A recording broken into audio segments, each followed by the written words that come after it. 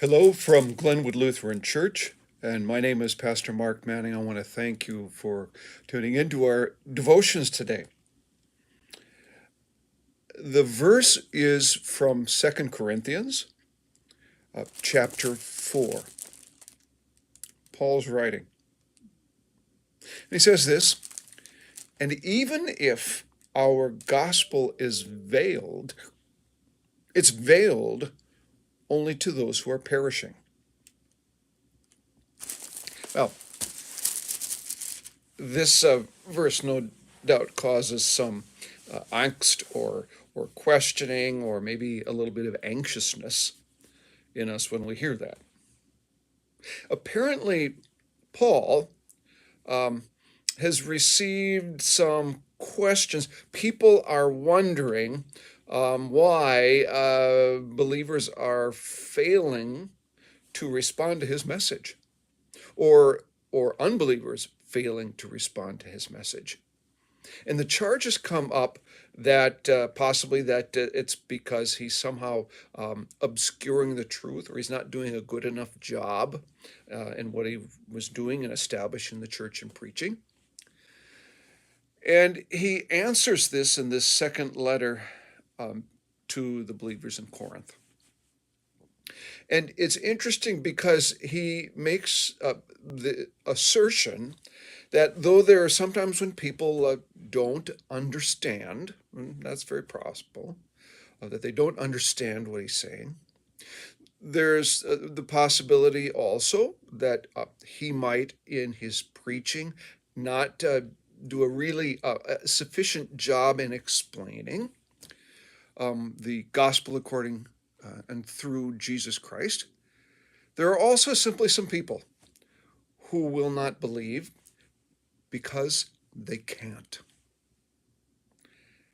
For one reason or another, they simply can't believe, and that their hearts and their minds are veiled is the word that he uses. He uses it also earlier in chapter 3 to talk about the reason why the Jews have not accepted Jesus. Their hearts and their minds are veiled for one reason or another. Well, the reason I raise this is a person, of course, who preaches regularly, and my doctorate in ministry was in biblical preaching. This is a question you have to wrestle with as a preacher. Why is it that some respond to what you are preaching, and why some seem utterly indifferent, or don't respond at all, or are flat out contradictory in their response to the gospel and the good news of Jesus Christ? On one level, we struggle, I think all pastors, all preachers struggle with this notion that we should be in charge, completely in charge of how people respond. And of course, it doesn't take long for us to have to jettison that notion that how people respond to our preaching is 100% our responsibility, because it's simply not true. We can't have that sort of control over people. The other thing that we have to admit to is the fact that God is in charge of the person's heart and not us. We can explain the Bible, explain what's happening and to people's minds, but whether their heart will be open to taking that in and believing and trusting that message is really the area of the Holy Spirit's work. And so as we preach, we acknowledge that we're not 100% in control of how a person receives it, but rather God's Holy Spirit is.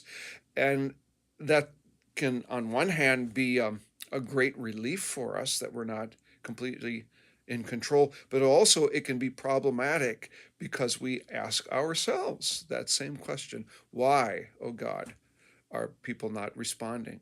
Is it me, or is there something else at work? And Paul, squarely, having preached as he does, reminds the believers and his listeners and those who are reading this letter, that there are simply some people whose hearts are veiled and they won't understand. However, because God is God and we aren't.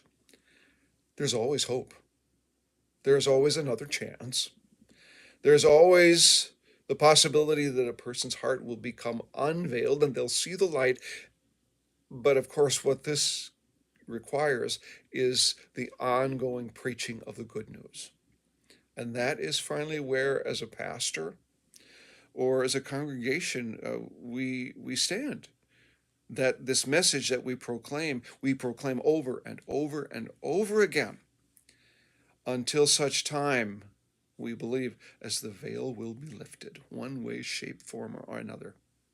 And so as we go out into the world, I pray that you do what I do when I hear another pastor preaching, whoever it may be. I pray to God that my heart, my mind would be opened and that a veil would be lifted, that I might see and hear God at work in the preached word. God bless you as you live.